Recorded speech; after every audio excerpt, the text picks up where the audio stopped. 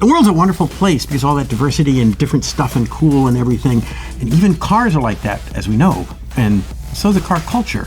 So why don't we look at some of those? What do you think? Good idea? Yeah, good idea. Let's see foreign car culture now. Philippines.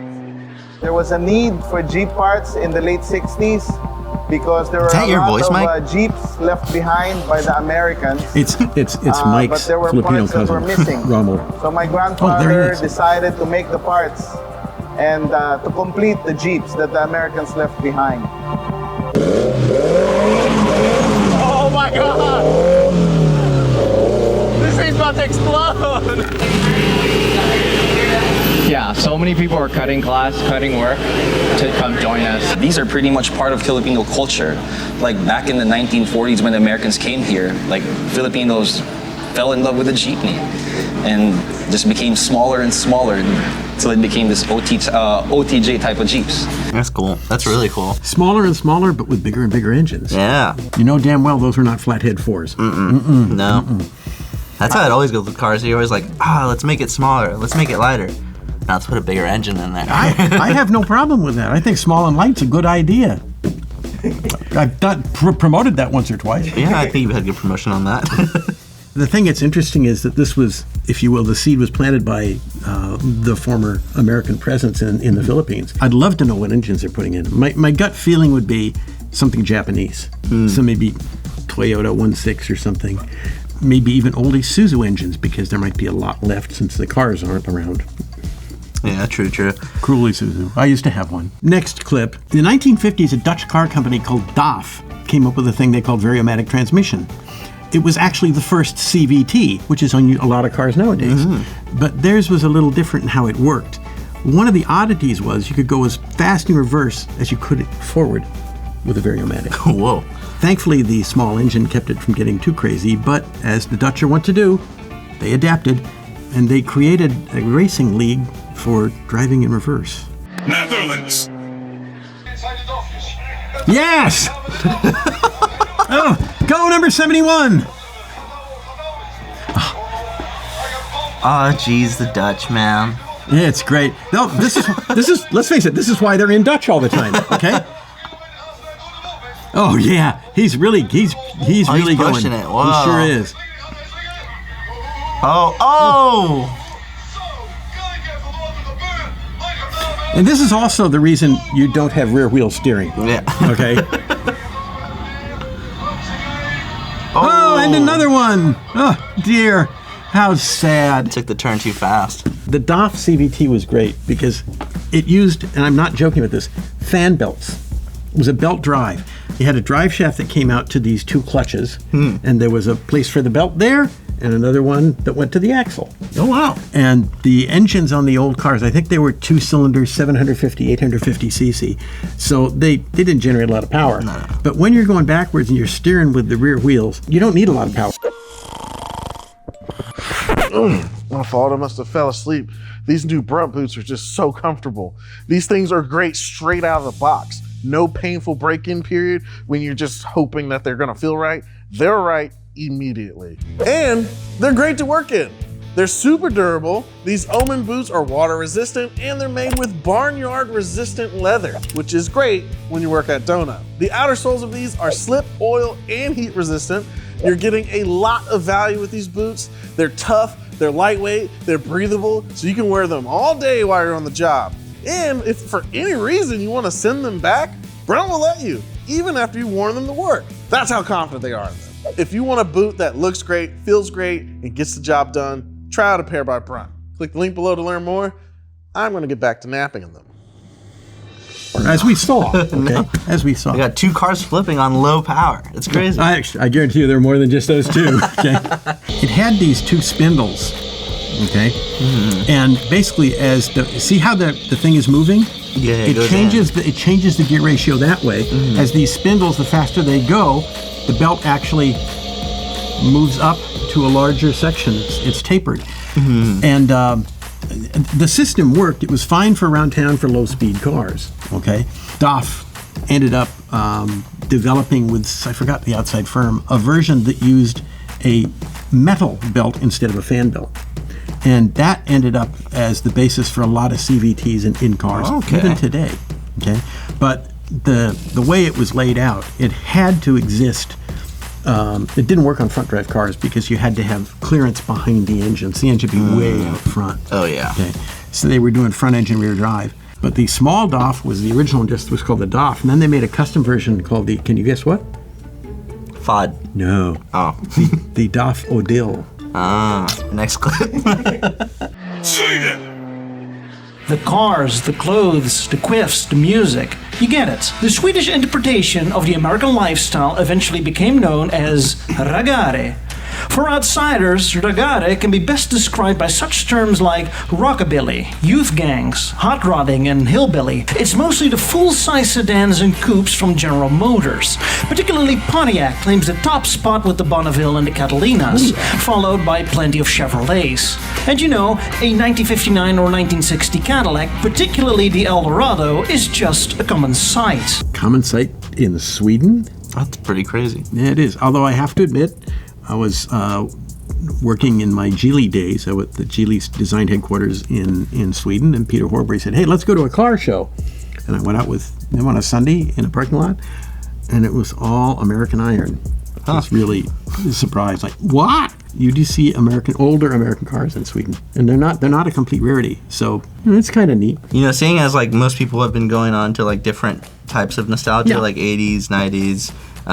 Why do you think that this subculture regard has been still maintaining itself? I suspect a lot of it is because of the way people age and what they see when they're impressionable and young. So if you talk about the Regare people, when they were growing up, they were probably seeing a lot of American TV shows.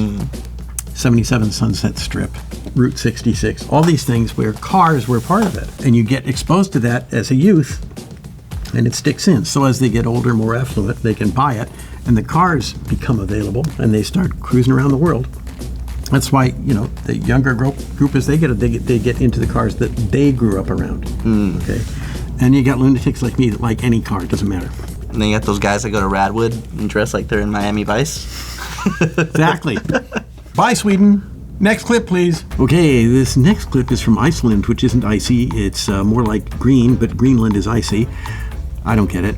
The locals there like to use Formula off-road vehicles to hydroplane as long as possible. Clip! Play clip! Iceland. Oh, I see what they're doing. They're going across shallow water. Hopefully shallow. Oh, it's a Chevy.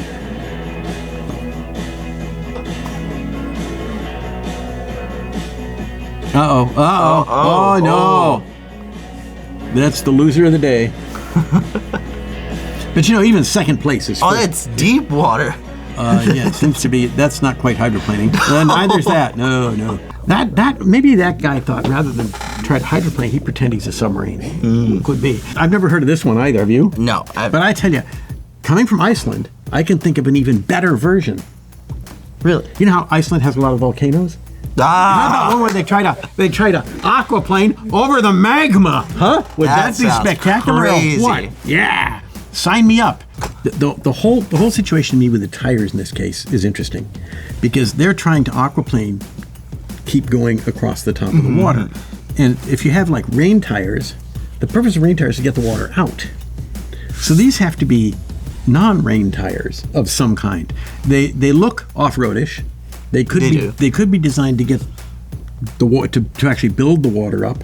They have like that ridge. Yeah, look at that. It's like a tractor tire. Yeah.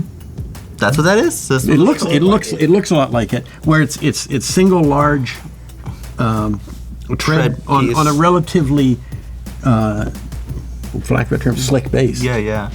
That makes sense in one respect because it would paddle you across. Yeah. That's what I was thinking as well.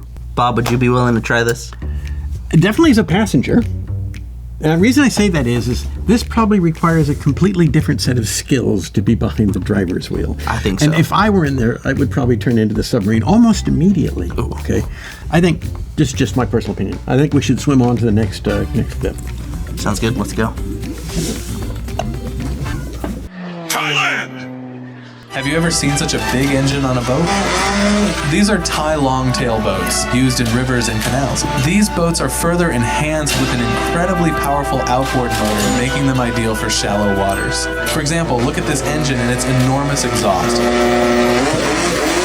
Only when it runs in the dark we see the coolest effects. The guy who did this video doesn't know a lot about marine structure. An outboard has the engine outside of the boat. That's at the keel. Now it's an open transom. It's an open transom, so you can get the shaft out. And so have you ever seen an engine as big as that in a boat? Yes, actually I have. Okay. The Queen Mary has a bigger engine. Okay. It's a ship, okay. But there are boats which qualify as boats that have Lamborghini V12s. I've seen that. Yeah, I think none of these is more than a 4. You know how they have the boat races that have the little pylons they go around? Yeah. My gut feeling is they might not be very good going around corners. Okay. I don't think so. That's the quarter-mile version of a boat. Well, I think, that's enough boats. Let's wheel into the next clip, shall we? Tuk-tuks, which are used as little taxis and such in Thailand and Southeast Asia, they're everywhere. You can't escape them. And they'll run over your foot and everything. But some guys have decided to mod them a bit, pump the power up a bit. So they go a little bit faster. Oh, really? Oh, yeah. And some of them are slightly wacko. Thailand! Gathered 11 of Bangkok's finest, highly modified tuk-tuks together here at MSP Racetrack for the first annual Thailand Tuk-Tuk Olympics. All right, we're doing this. All of them have custom paint jobs, custom interior. Look at the shift. BMW color upholstery. Did you see that? It's like the M stripes. Look at that titanium exhaust. Oh my god. Oh, he's wheeling.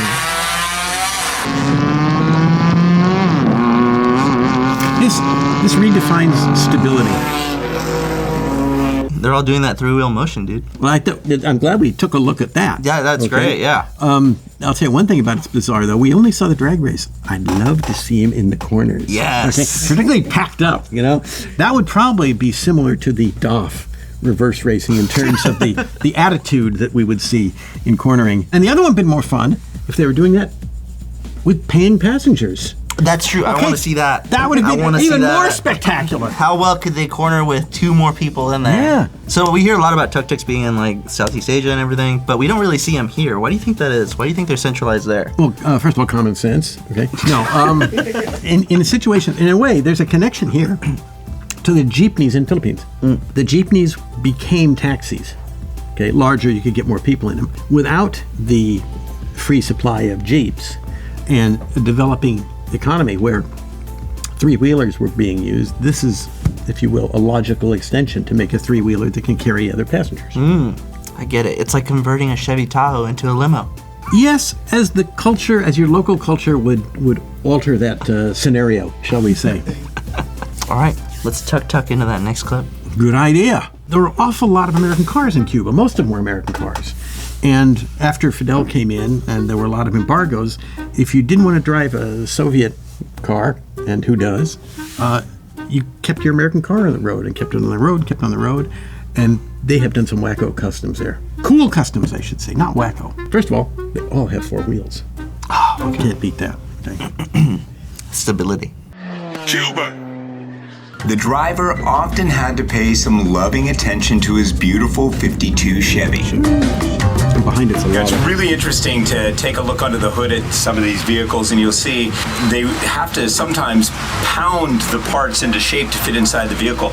I am 100% positive this is not an original 52 radiator grille, and you can see the hammer marks where somebody, maybe even Javier, had to pound it into shape to fit in here.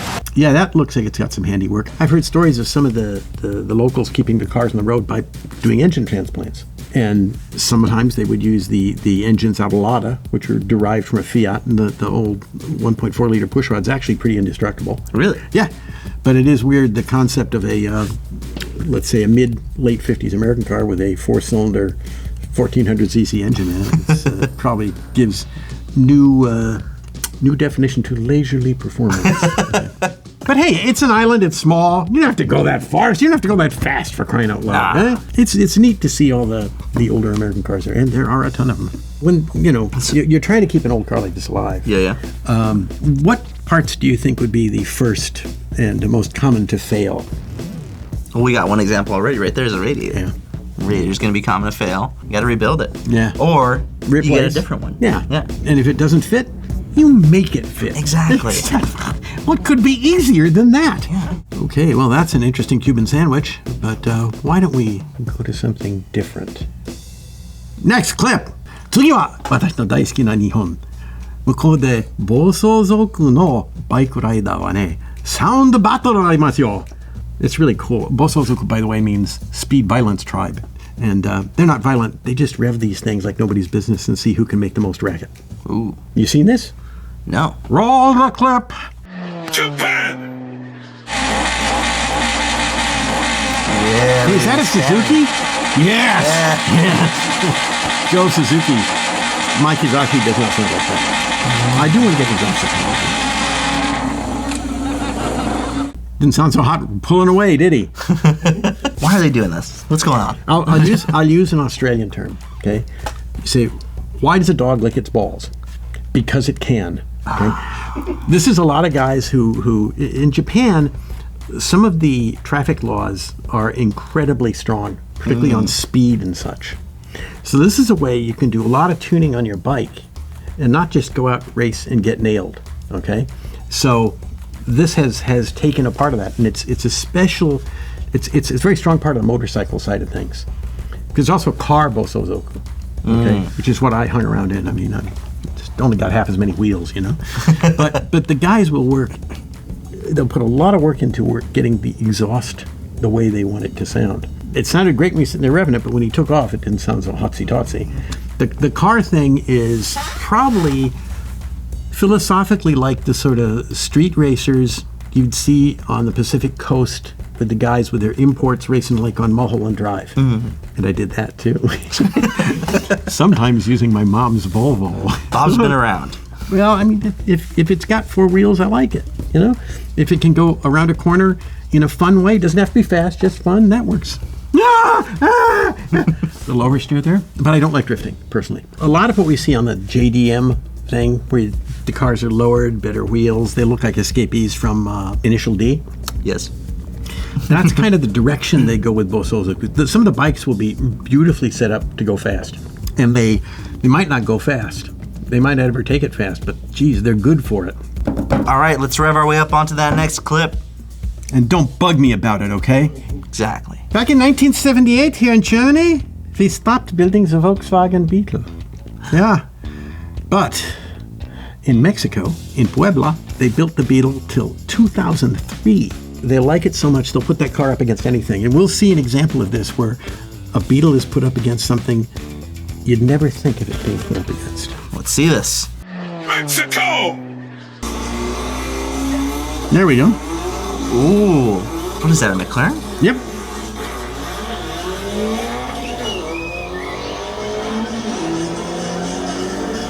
I guess they gave the Beetle a handicap, but still, either that or the McLaren guy fell asleep at the wheel. Yeah. Didn't matter. Didn't matter. Didn't matter. Beetle's still going. Yep. Woo! 12.5 or 13.9. Yeah, there you go. As you would. Okay. As you would. But let's face it. I mean, the Beetle has the advantage of rear engine. So all that weight is over the wheels that drive it. Exactly. And McLaren, mid-engine, who wants that for crying out loud, you know? The Beetle engine also, I know you can build the living bejesus out of it. And yeah. It doesn't want to break. It takes a lot to break one of those things. The Germans stopped the production. They actually built the production volume up out of Mexico. And amongst other things, they started shipping Beetles to Europe from Mexico. Wow. We didn't see any, because that was one of the things that killed the Beetle was the emissions regulations. Air-cooled engines are tricky to get through on emissions, so it's not easy. That's one of the reasons Porsche went to water-cooled. Oh, okay. But yeah, we kind of missed out on that. But there are enough Beetles around that if you want to do one and hot it up, and there's plenty of parts available. Oh yeah. So I've been to Mexico multiple times, and I always see Beetles on the road. Oh yeah. There's this place called Tasco. And they call it that, and it's like known as like the city of silver because it's got a lot of silver out there. And there are like a lot of Volkswagen Beetles because the roads are really small, and they'll take you up to like this overlooking point. Like I went in a Beetle, and like the back of this guy's Beetle, and he was like sending it all the way up, and I was asking him, I was like, "How long have you been driving?" He's like, "I've been driving since I was 12." He probably, and probably just a Beetle. Just a Beetle, yeah. All right, let's buzz our way up onto that next clip. Get it? Like a beetle? Oh, yeah. Boy, that's great. Clip, quick. Clip, please. We saw the potential for brilliant stability with those tuk-tuks, the three-wheel gems. But you know, in England, they've taken that a step further. They've made what they call a real car. Maybe real should be in single quotes. It's a three-wheeler called a reliant, and there's nothing reliable about it. Take a look. England. Oh, Jesus.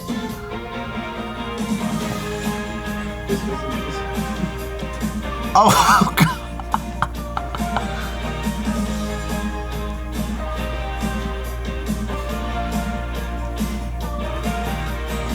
Oh, God, Jesus.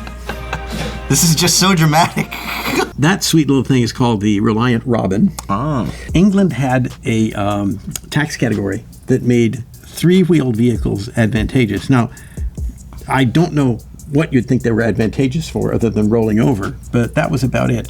Now, Reliant also were a pioneer of fiberglass body, which you see here was falling apart like slightly, like paper mache. Yeah, okay? I could see that. Yeah. So we're talking about quality with a lowercase q. Ooh. But yes, that's good old Reliant, and this is because they had this tax category where it was the license fees were cheap. You could drive it at a younger age.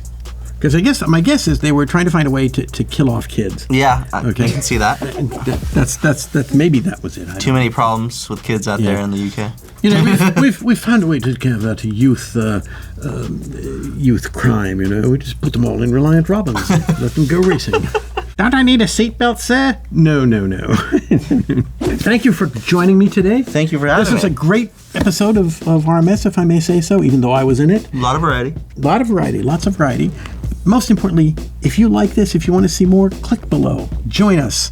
Hit surprise, and you can hit subscribe too. Watch one of the more of the videos that are around here somewhere. Exactly right. There's more here, much more. And there will be more at a time in the future, because that is where we will spend the rest of our lives. Bye. Bye.